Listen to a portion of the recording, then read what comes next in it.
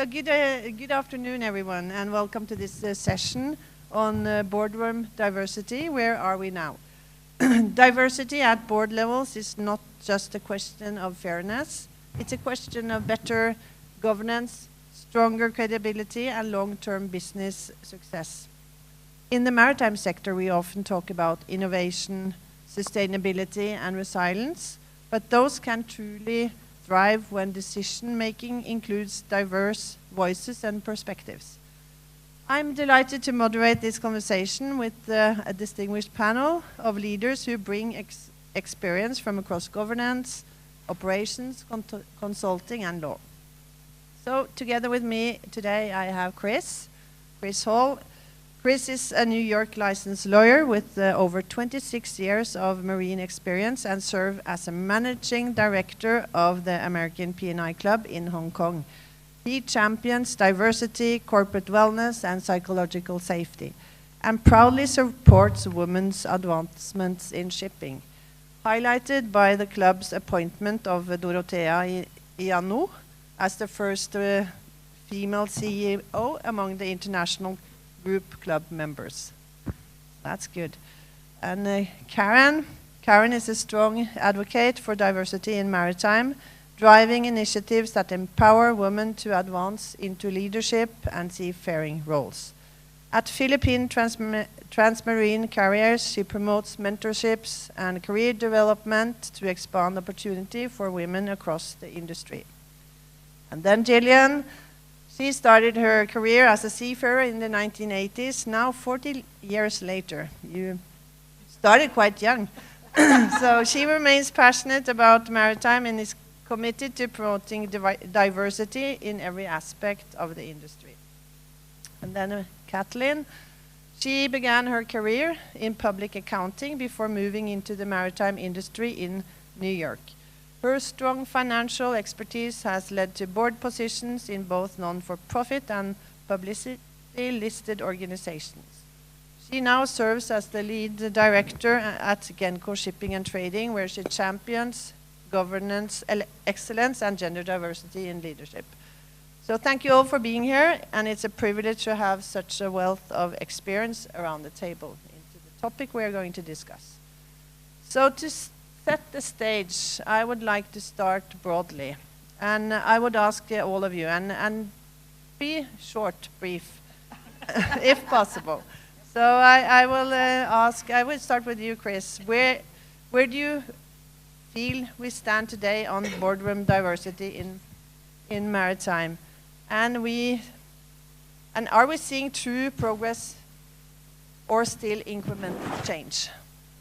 Thank you. I don't know if I'm the best one to start if you want to be short, but I'll try. Yeah, I think the answer is that we're having true incremental change, which is a mixed blessing, right? So we are seeing change. It's going up and to the right, the graph, but it's a very shallow graph. It's not going like this. It's going like that, and maybe that's to be expected with any social progress. But there's room for improvement. And anybody who's hasn't seen this is the IMO WISTA Women in Maritime Survey 2024. This is the second one that's been done. The first was 2021, and now 3 years later. So now we can look at trend lines. And for board representation, women on boards, we've gone up from 28% to 34%, which is great. But there's, it's not all positive. It's mixed results by country, by sector, and there's room to grow. And I think we'll be talking about that as more on the panel. Thank you. So then, I'll have a mic, Karen. You're sitting on it. Yeah. Okay, at this point in time, I would say that there's really an even distribution. Okay, I'll give you an example. There are two sectors that we have to consider. We have to consider cruise and cargo. It's not just basically cargo. I'm also, I'd like to advise everyone that in our company, for example, about 64% of our 2,700 employees are women. So that's a high percentage. And even on the top 4, there are 3 women and only 1 man. Okay, so basically, in terms of the crews, we deploy 1 out of every 5 women on the cruise lines, which means that we've already deployed about 14,500 Filipino women on board. On the cargo sector, it's a little bit different because we're still struggling because of some frictions that we will discuss later. But nevertheless, I do hope that in the future, it would not be segment sector, but it would be all across different industries. So it's still uneven, it's still fragile at the moment. Thank you. Then Jillian. Thank you. And I actually was reading that Women in Maritime survey, and there was a very disturbing number actually within that, because the survey found that just 19% of the workforce right now comprises of women. That's overall. And 3 years ago, it was 26%. So from that point of view, it's going backwards. Although the positions were looking better, so we have some board members, but I am very concerned about the future, because where are the future leaders going to come from? They're from those other areas of the workforce. So if we are seeing gentle incremental change, I have concerns that we might actually be going backwards in the future, because we don't have enough women in the feeder avenues to get up there. But I think we're going to get into that a little bit later as well. Yeah. Yes, thank you. Then Kathleen. Well, I have to give a plug for Genco, because we now actually have 50% women on our board. When I joined the board, I was the only woman, and then when we were looking for a board member, they asked me to turn to WISTA and suggest some people, so we added a second, and then just last year we added a third person who is actually of Indian descent. She is a U.S. citizen, but she's of Indian descent. So anyway, again, have to give kudos that we are walking the talk. But according to Deloitte's study, 23% of board members around the world in all industries are women. So there is still work to be done, but I think it is improving, and the more women who are on boards can suggest other women, and it expands the group from the good old boy network, as we call it, to knowing other people who might be qualified also. Yeah. Thanks. Jacqueline, welcome. Hi, thank you, and apologies for my tardy arrival. I was actually I was on time, but it appears I was in the wrong room. Right. Where do we feel we stand today? I completely agree, Jillian, with what you said. We're not seeing true progress. At best, I believe we're seeing incremental change. Just as Chris noted, the curve is not this. It is at best this, or as Jillian said, it may be tipping downwards. Now, the reasons we're seeing incremental change, if indeed we are, is because there's no one single cause to attribute this to. The problem is very complex, isn't it? But one of the overarching reasons is that major transformation is required. There's no simple fix here. There's no band-aid to place over this issue. And one of the key aspects to transformation is to mindsets. It's the way we think. It's the way people around us think, in particularly sitting at the top of the tree at board level. But as well, it's not just in the workplace that needs a change to mindsets. I think almost every woman in this room will agree with me. We need changes of mindsets in the home as well, don't we? Incremental change, I think it's at best where we are, and it's visible. We can see it. It's not intangible. We can see it in front of us. And that's whether it's in the commercial, legal or insurance sectors. And just briefly, before I wrap up on this issue, the London legal market, the overall percentage of female law firm partners stands at between 20 to 30%. And we're not talking about a pipeline issue. We're not talking about low female enrolment in law schools. Most junior lawyers in law firms, at least in the London legal market, are females. yet we're not seeing the up mobility that we should be seeing. And there is a common thread. All I would add, this is not just something that I've observed in the London legal market. I'm a tri-qualified lawyer in 3 international jurisdictions and have practiced extensively in each of them. I've seen this inside law firms in London, which is my home. I've seen it inside law firms in New York when I practiced before the New York Bar. And if you haven't guessed by my accent, I've seen this at home in Sydney, in Australia. So this is a common problem that's running throughout. Thank you. So I think what we see is that it is improving, but of course we have a long way to go. So, but someone have come a bit far than others. So, but I think when we talk about diversity, the value of diversity, since research shows that diversity also brings profit, so of course the businesses should definitely think about that as well, to bring profit into the business, not only just diversity. So, but Chris, from your governance work, what tangible impacts have you seen when boards come more diverse? From my own experience and from reviewing the research, which is growing, not just here, but lots of academic research, there's no doubt that diversity in boards of all sorts, diversity of all sorts is good, including gender diversity. I think the results are a little bit mixed when it comes to the bottom line financials, but where they're not mixed, where there's clear, consistent growth, positive correlation, and this is based on a number of meta-studies, studies of studies, is more about how the board works together as a team. It's more about process. And I think this is really interesting because this is not an argument in terms of tokenism or just like we should do this because it's fair. We should do it because it's fair. But we're also doing it because it brings actual, real good outcomes. And what are those outcomes? There's the studies we're looking at better innovation, more innovative, and when we look at shipping, a lot of the future is all about innovation, right? So this is a time for women to join boards. This is a time for diversity generally on boards. You have greater disclosure to shareholders and to stakeholders. You have greater transparency. You also have greater corporate social performance, and the SDGs are looked after better when women are on boards. So these are all obvious gains, right, in terms of better outcome.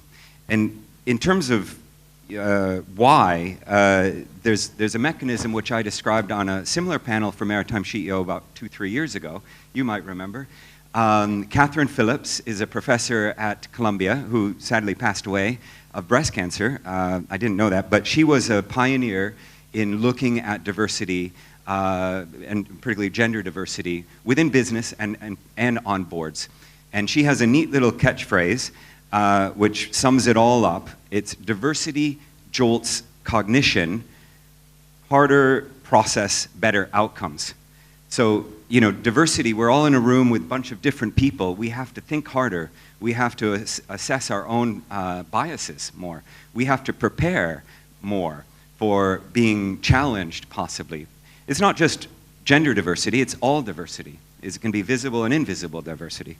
And so it makes us think harder, it wakes us up. So the process might be a little bit more uncomfortable, but the outcome is better. And that's what leads to the 3 or 4 obvious gains that I mentioned before. Yeah. And then that brings me to you, Kathleen, because it is something about the quality of the decisions. So you serve on different boards, and how has diversity influenced the decisions in the boards where you participate? Well, I have to echo what Chris said, that I mean, it does bring a different perspective. And actually, the CEO just remarked recently about how good it is in the boardroom now that people speak, everyone speaks their mind. Not controversial, but just gives another point of view. But I also wanted to point out about the earnings that Elf Beauty, I don't know if it's around the world, but they are publishing, they've started a group called the Board Change Game. And they had a study performed, And it said that 15% higher ROE if women are on boards, and 50% reduction in earnings risk. So that's pretty big. So that should, and fewer lawsuits. Companies experience fewer lawsuits. So that should be helpful to the P&I clubs. You know, Makes if that's sense true. to me. If Makes that's sense. true. So I think it's really, you know, but the culture, you did mention that. What's important is if you're considering joining a board, or if you're looking for someone to join your board, they have to fit in. They don't have to be the same kind of person, but they, you know, you do work together. So the culture and how you view things is pretty important. Yeah, great. And of course, then you're talking about inclusive leadership. Yes. To be inclusive. And Jillian, you also has that close to your heart. And how can it help traditional maritime structures evolve towards modern governance, looking at this inclusiveness? And of course, I think we actually had a whole panel on inclusive leadership, I think just last session. Inclusive leadership is critical because it is exactly what it says. It is an opportunity to be transformational. It can, just as we heard from our keynote, one of our keynote speeches, this idea about it's more than converging policies. It's all about changing lives. And if you have inclusive leadership, then you actually have a leadership that changes lives. And it does accept all types of diversity, gender diversity. It can include neurodiversity. And as Chris has mentioned, it's not necessarily about taking the easy path. It's about taking the right path. And that's what inclusive leadership can lead you towards. Because you have, you know, to quote good old De Bono and his 6 thinking hats, you've got all of the different angles that are being looked at. You've got the creative, you've got the policy, you've got the factual. And yes, you need to have those naysayers that say, no, it's not going to work, because that's how you get the better responses. So for me, inclusive leadership is about feeling valued, about feeling respected, and going to that, you know, the psychological safety, and Amy Edmonston and the work that she has done around that. It is all about psychosocial health and safety. And in Australia, actually, in our workplace health and safety, a couple of years ago, they built into that every workplace has to address psychosocial health and psychological safety. And so it's not just a good thing to do, inclusive leadership. It's the law.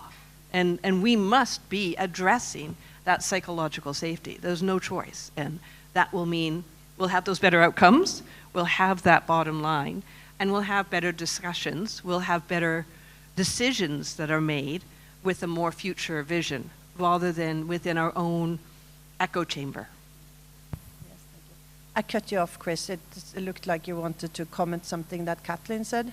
As the one guy on this panel, I don't want to engage in gender stereotyping, but there's research to suggest under the name of collective intelligence that when women are on boards or in leadership capacity, there's greater social sensitivity, and that can lead to balanced turn-taking, right? And I'm a guy, but I've been in rooms before with other very loud-mouthed guys who, you know, just kind of dominate the whole thing. And, you know, so it's not limited to diverse genders. It can just be certain people are a certain way. And apparently, when women are in these positions, you have this greater sensitivity and greater turn-taking. And that then leads to the greater solution space, right? You're expanding beyond this into something larger, where the best answer might be over here. And without that freedom or that psychological safety to go into the weeds of it, you wouldn't come to maybe the best solution. So I think I agree with everything you've said. Yeah. Yes, and then that brings us into some barriers and challenges, because it is some challenges with this. So then Karen, you lead operations globally. What are the key barriers you see that still prevent women from reaching board level roles? Okay, the barrier is not about competence, because a lot of women, we have already proven that we can lead and we can perform. The barriers are basically structural, systemic, and cultural. Let's face it, okay, the policies and work environment in the vessels were actually designed around men, not women. So even the contracts, even the safety gears and accommodations, it's really designed for men, okay? When it comes to women, this is a solid example, very minor, but it also proves the point that about the design. When we have PPEs on board, none of them are the size of women. Okay, it's basically the size of men, just wanting to let us know that you were not expected to be here. Okay, that's one point. Okay, and then there's also the barrier on access and visibility. Okay, in the boardroom level, for example, it's actually who you know. Okay, it's not about your competence because you can prove it, but it's who you know. Normally, there's a circle, and most of those that are chosen are within the circle of men, and which the women are left behind. Okay, and this is why also we as women, the noted concept for women is that most women cannot actually design themselves to accommodate both family life and career at sea. Admittedly, it must be difficult. And this is also the reason why the women who are qualified would also step back. And this is what we did in our company. We designed a mentorship program that would actually help women resolve these issues. And also, aside from the mentorship, we made sure that we have also designed contracts that would be more flexible on their side, not favoring, it's just the flexibility, and of course, the access to leadership and training aspects. So that's what we did, and hopefully, these frictions can be prevented and will not hamper the growth of women in the industry. Like you have something to add on. Yes, I agree with Karen that a lot of being on a board is who you know. I mean, frankly, that's how I got on a board, but I was sort of fortunate in that there's not that many women CFOs of publicly listed shipping companies. And when someone needs an audit committee chair, it's easy to, they have to have certain qualifications. So that's how I started on the board. So the important thing is to expand your network, come to events like this, meet people, and sometimes that's hard to do, go up to people you don't know, but that is one path towards it. And also, I think in the future, we have new things coming, cybersecurity, AI, all this stuff that really the boards are not completely equipped to handle, so that should be the next step. Could I just jump in one point on that Karen mentioned as well, and that's, I think it was also mentioned by Jacqueline in her opening statement, and it's about the family. So it's not just about the women on board, it's about the support from the family. And I think that was a really, really good point that you brought out, that often it might not be that the woman is not qualified or not doesn't want to be on the board, it's just that there is a family aspect to it, and I think we need to take a look at the changing roles. I would not be able to be here if I did not have an amazing husband who stayed home with the children for 15 years and looked after them. But not everyone is this lucky, because we have this societal expectation within families. So kudos to you for the work that you've done there within your family. And thank you for raising it also, Jacqueline. And then Jacqueline, Karen mentioned about structural and policy changes, or that hindered barriers for diversity in the boards. So from your perspective, what changes do you think is needed for having more diversity? Look, simply we need to make boards accountable for diversity, don't we? It's all well and good to have policies that write down what ought to happen, but ultimately we need to have accountability, not just compliance on paper. So this means that there needs to be structural, legal, and cultural changes. The latter in both spheres, work and at home. For example, maybe we could start with a twofold strategy. That every parent adopts in their house on a daily basis. I certainly do with my daughters. Firstly, incentives for action. Secondly, consequences for inaction. It doesn't need to be too complicated. So if we look at what could be some incentives for action here, well, boards will act what they're measured on, won't they? So let's set clear diversity targets. In other words, let's make gender diversity, and I know I'm speaking about gender diversity primarily, I know, Chris, you mentioned there's other forms, but let's just face the pink elephant in the room. The key aspect here is gender diversity.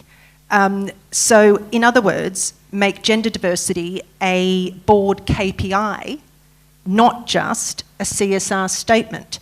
And when setting diversity targets, I've heard targets proposed at board level, and I've sat on a number of boards in my legal career, of 30 to 40% will be pretty good. Why? That's less than half. If we're aiming for true diversity and we want to see true progress, shouldn't 50% be our benchmark? And just another example that some of you may be aware of in the room, the US Supreme Court is made up of 9 judges. The late Ruth Bader Ginsburg, a lawyer and Associate Justice of the US Supreme Court, she was once asked, when will there be enough women on the US Supreme Court? And she famously replied, as I said, they're made up of 9 judges. And Ruth Ginsburg said, I'll be satisfied when there are 9. So in her view, she said, for most of history, the court was comprised all of men. No one questioned that argument. So I'm not proposing we aim for complete 100% women, as proposed by Ruth Bader Ginsburg of the US Supreme Court, but surely 50% is not too much to ask for. And very briefly, consequences for inaction. Let's bring in mandatory public disclosure. And by this I mean transparency, requiring companies to publicly report upon the gender composition of their board and leadership. Retention rates of women. And some people might gasp that I'm even suggesting this, but making this information visible in the public domain, it ought to increase pressure from stakeholders, as you mentioned, Chris, from shareholders, from employees, from regulators and the media. In other words, reputational risks. Yes, I'll close there. I think, this, if I may say something, that if you look at Weber Research, they actually list the governance of publicly listed shipping companies around the world, and they do count how many women are on the board. That's just one of the criteria. But what size personnel? There needs to be a considerable size before that disclosure is required, is there not? It's not required. That's 2 different things. This is Weber Research, who just does it themselves, and they dig down. But then, of course, if you're a publicly listed company in the U.S. of any size, you have to disclose your complete board. And it's voted on, by the way, by the shareholders are the ones. So if the shareholders are not happy with the board composition, they'll let you know. And really, of course, it comes down to you're supposed to be a profitable business. So again, if the increase in ROE pans out, then everyone should be quite happy. Well, that's great to hear, and I think the UK could learn a bit off the US in that regard. Chris? Yeah, just to round things out, I'm absolutely fine with a 50-50 board split for the avoidance of doubt. But I think we should go for 80-20. can you, since I'm being careful here? I know you are, Chris. I know you are. Yeah. But Jillian, in her intro, mentioned a 19% global women workforce point. So we need to, it's more than just the board. It's the pipeline that leads to the board. And I did a little research on the numbers. So the world population is 50-50, men, women, more or less. The global workforce right now, global, 60-40, men to women. The developed world, 54% men, 46% women. So I think those are kind of useful guidelines to suggest what the pipelines might be in different places. Yeah. I completely agree, Chris, in respect of seafaring. Absolutely, there's no question there. There's less than 1%. But if we're looking at the legal, insurance, and commercial sector, I see no shortage of women. 100%. No shortage at all. Yeah. But I do agree, we're talking about the maritime industry in the seafaring context, of course. Of course, there's a pipeline shortage, but certainly not in law, certainly not in insurance, certainly not in the commercial sphere. Agree. I think in commercial side of shipping, there is a shortage. If you look at operations and chartering people. I guess it depends on who we work with, but I work, a lot of the instructions I receive and work with, experts, in-house counsel are women. Oh, in-house counsel, no doubt. Lawyers and accountants, that's the path women tend to take. But I'm talking more on the coming from the sea, ground, which, you know, there you only have 2%. Yeah, no, look, There's 23%. I agree. There's Sounds different facets, I do agree, but some I think we can certainly see there's no pipeline shortage. Others elsewhere possibly, but many not. But, sorry, with that pipeline shortage, though, what if we had, as you mentioned, some quotas, some requirements, and then we actually had the visibility there, and we had that angle for people to lead to and to look at? Yeah, you're bang on, Jillian. Getting some numbers on the table. There's so much enthusiasm in this in this panel, and I think so we don't run out of time. But and Chris, I will give you the word afterwards. But I think if we look ahead, and what you're saying is that Chris, you say that it's like 50% of the population is divided by men and female. But then, Jillian, what about the training? How should we develop and skill and train the females to take on these positions? I think it's critical, but I have a question for everybody here. How many women here are on boards, besides anybody on the panel? Have you got 1, 2, 3, 4, 5, 6, 7? Excellent. How many women would like to be on a board? Who aren't? We got a much larger number. How many of you have been trained to be on a board? How many of you received training on what to do on a board?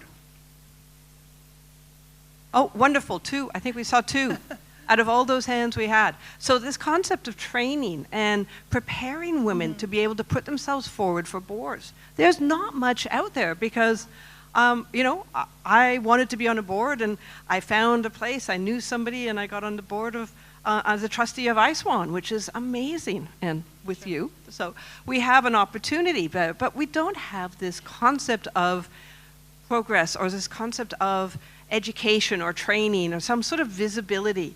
I did do a little bit of research, and I did find out that there is an organization, and this is an organization I'm very, I joined into to get a little bit of knowledge about what does it mean to be on a board. You sign these legal documents. If you're on a board in the UK, you sign a lot of legal documents. So you need to understand what you're getting into. And there is an organization called Women on Boards. It's a wonderful organization, founded in Australia in 2006. It's in the UK now from 2012. And it helps to recognize the need for a pathway. So we go back to that pipeline. We need women who want to be on boards. And again, can I have the hands up of women who want to be on a board? And so we've got a lot of people. They've got a lot to offer. But now we need a pathway to provide them with that education, that training, the knowledge. So I think we could do mentoring. We have these organizations called Women on Boards, and please check out the websites. There's a lot of information out there.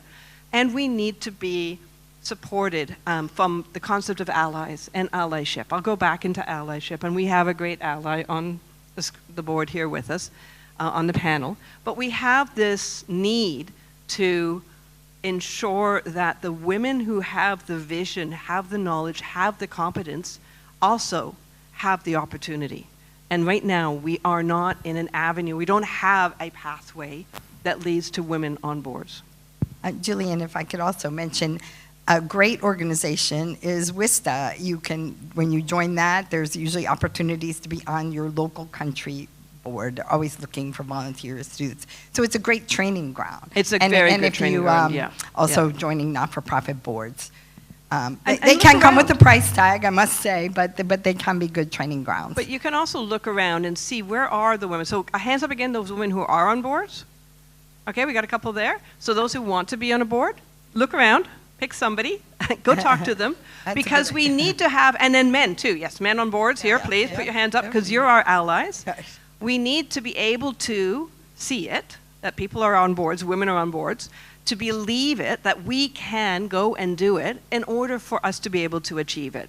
So it. I don't think it's by purpose. But it's more than just seeing other women on boards. It's actually believing that you have an opportunity to do that, and then we can achieve it. Great. So then do what Jillian said. In the next pause, find somebody to network with. But I think when we then have people that are interested, they're trained. So Chris, what could search firms and nomination committees do differently to widen the talent pipeline? Yeah. Do you remember just 10 minutes ago, 15 minutes ago, I said that when women get on boards, there is more process, there is more structure.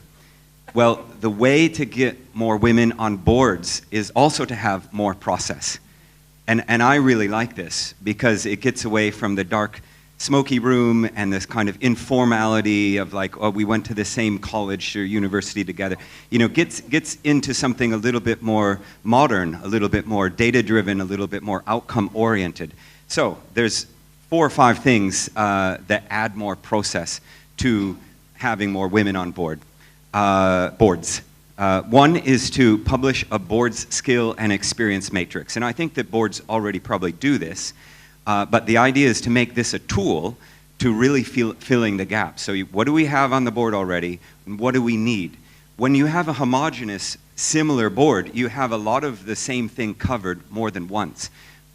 When you have a more diverse board, you have more diverse skills, right? So it shouldn't be a surprise that when you use this tool, you get more women on boards without a mandate. It's just because women fill the role that would be better.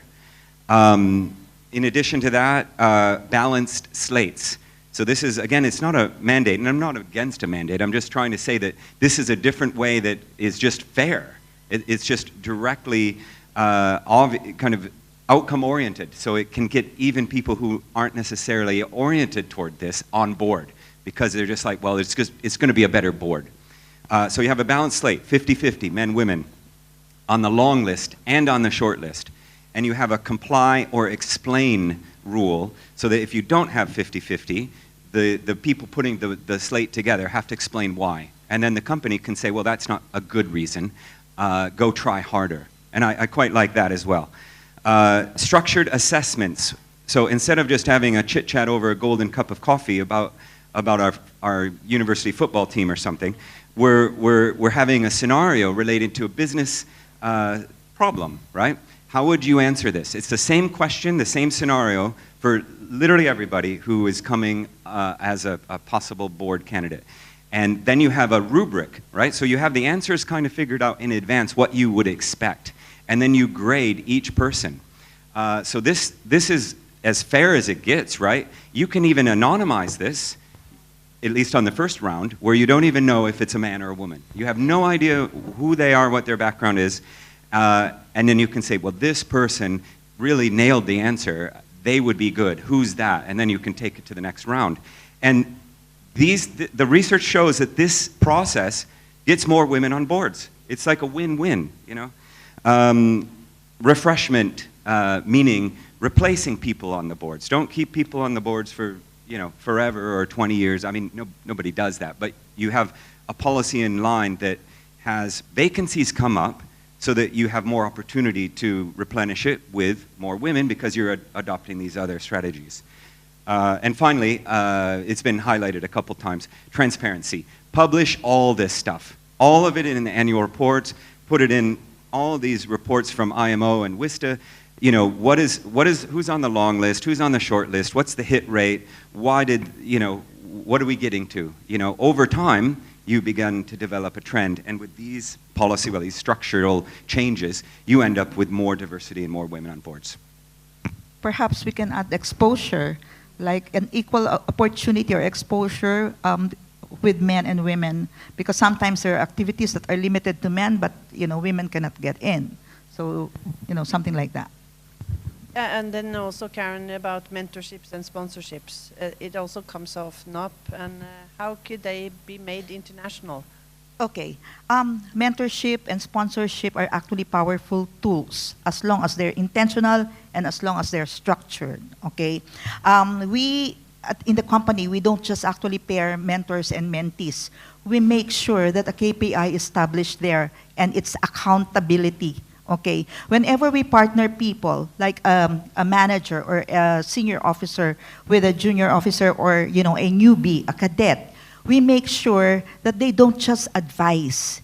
They should actually open doors and open opportunities for the ones that they're mentoring. Okay, it's advice is nothing if you're not going to make them go to a certain position.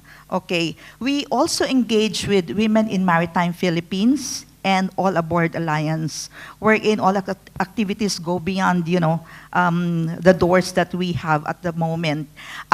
When we actually partnered with Women in Maritime Philippines, our senior and junior officers actually guide the cadets. The senior officers provides all the details for them to be able to build their career path. The junior officers are able to encourage them that whatever challenges that they have been experiencing, they went through it with flying colors. And this can be an inspiration to the newbies. And this is the reason why a lot of our cadets are now able to pursue, a higher level. Those who started with us in 2008 as cadets, some of them are now masters, some of them are now chief engineers, okay, and we're very proud of that. And we also, by the way, do not exclude male, because the male mentors are also very strong in terms of giving advices to our cadets. It's actually not about gender, it's about creating understanding and shared advocacy. So, intentional mentorship transforms diversity from an HR talking point into a sustainable leadership pipeline. Thank you. Yeah, good. So then, Jacqueline, from the legal perspective, how can legal advisors influence their clients to strengthen diversity commitments? Look, that's a really interesting question, and I have to say it's the question I thought about the most. Influencing clients to strengthen diversity commitments, it needs to be strategic. Whilst we can lead by example, we're clearly not. But the reality is we can't take a blunt instrument to this, and this is not limited to the question, it's overall. But in the context of the question, how can legal advisors influence their clients to strengthen diversity, there needs to be some pragmatism to realise that the client holds sway over this commercial relationship, because it's the client which determines which lawyer and which law firm to instruct. And in my experience, the best way to influence a client to strengthen their diversity commitments is to show them how diversity can reduce risk. Because that reduction of risk is something that all my clients, specifically at the highest levels of governance, are very concerned about on a day-to-day basis is risk. Somebody mentioned earlier linking diversity commitments to fewer harassment claims or improving retention. That's a few more examples. But if we flip this question, I think clients can influence their lawyers to strengthen their diversity commitments. This is because they hold the whip. And they can exert considerable pressure on law firms. And it's not complicated. Before instructing a law firm, if I was a GC in-house, I'd ask a law firm to provide their diversity metrics as part of my consideration of retaining them to assist.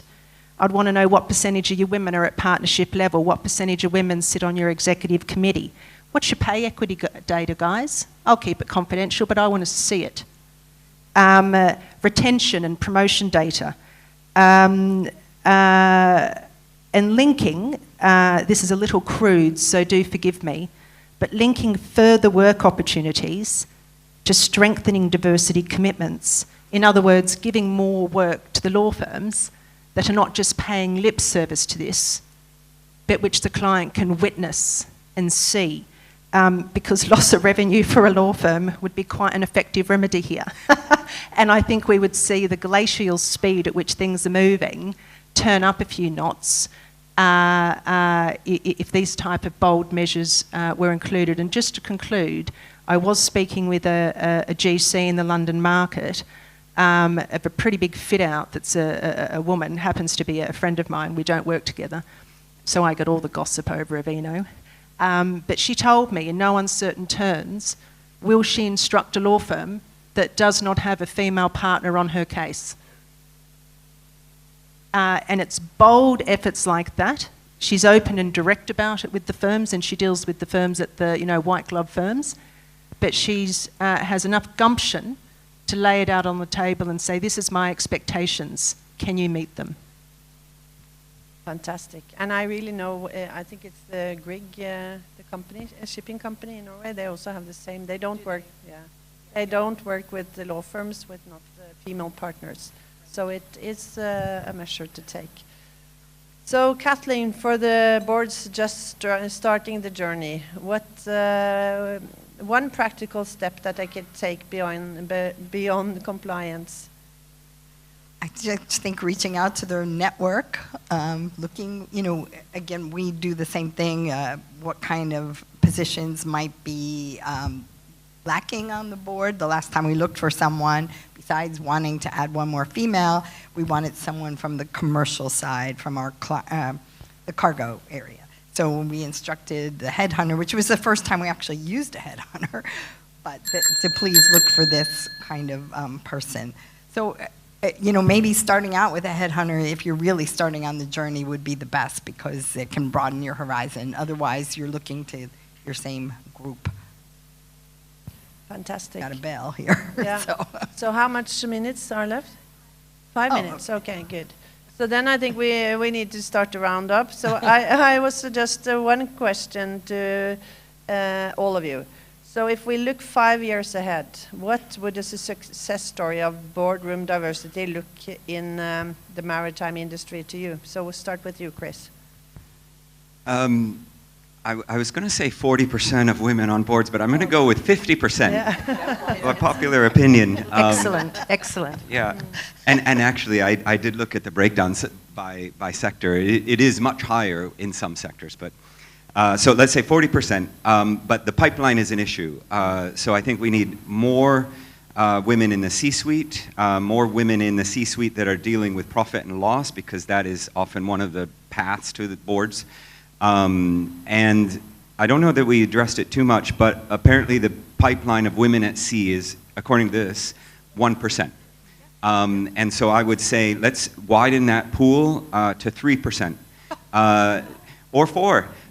There are 5% sea cadets that are women. So some things, there's a difference, right? So let's get that up. And a way to do that is paid parental leave, shore options, return to sea pathways, standard across top employers to keep, to attract women in and to keep them there into mid-career all the way to the board. Thank you. Karen, short from you. Success story for me is that when I enter the room, we don't anymore count the number of women that are here. The number becomes natural and normal. Okay, that's the success. And 5 years from now, I would like to see women who are now board members, and not only that, they're not there to be present, but they lead the discussions on digitalization, decarbonization, and what have you in the maritime industry. And perhaps 5 years from now also, we would see a lot of chief engineers that are women, a lot of captains, a lot of those who come from deck to the boardroom, etc. In other words, there are opportunities for us. Let's not waste it. Fantastic. Jillian? It's hard to follow those two already. But success in 5 years, Chris, I think from a seat-going point of view, I want to see 29, 30%, female representation at C. But that's not going to represent on the board. So success in the boardroom, I think for me in 5 years, is that there are programs, there are pathways, and there are focused mentorship programs that will bring women into boards, and that you maybe bring a buddy to the board sort of concept, so that you actually bring someone into the boardroom with you if you are on a board, and if you want to be on the board, that you have an opportunity to have that pathway, that learning. It is an organic process, but again, if each one of us here makes an effort to bring someone into the board, onto the board, so that we have that within 5 years, I think you're going to see a true change, not an incremental change, possibly backwards, but maybe actually going the right way. Fantastic. Again, I'll quote Deloitte's study that there's 23% women on boards overall, but they think it's difficult to reach parity by 2038, which I don't know where the 2038 came from, but that's their study. But I agree with Jillian that, if we can set examples, help people get the right education. In the U.S., for example, there are a lot of groups that give you training to be on a board, some of which cost money, some which do not, but they all cost your time and your effort. And so, it's just not going to happen by magic. You need to work at it yourself. And again, network, expand your network, not just with people who are exactly like you, but branch out. Great. Jacqueline. Okay, I'm going to answer this just in one sentence. I know we're short of time. And I'm going to read it verbatim because I scribbled it down this morning as I was having my coffee. I'd like to link compensation of board members to diversity targets to drive a company's investment in developing female leadership pipelines. Simple as that. Link diversity targets to board's compensation. Fantastic. So thanks to you all for sharing your insights and experience. For me, it was about, we were talking about KPIs, visibility, accountability, and for me now to be has a different meaning. It's bring a buddy to the board. So thank you all.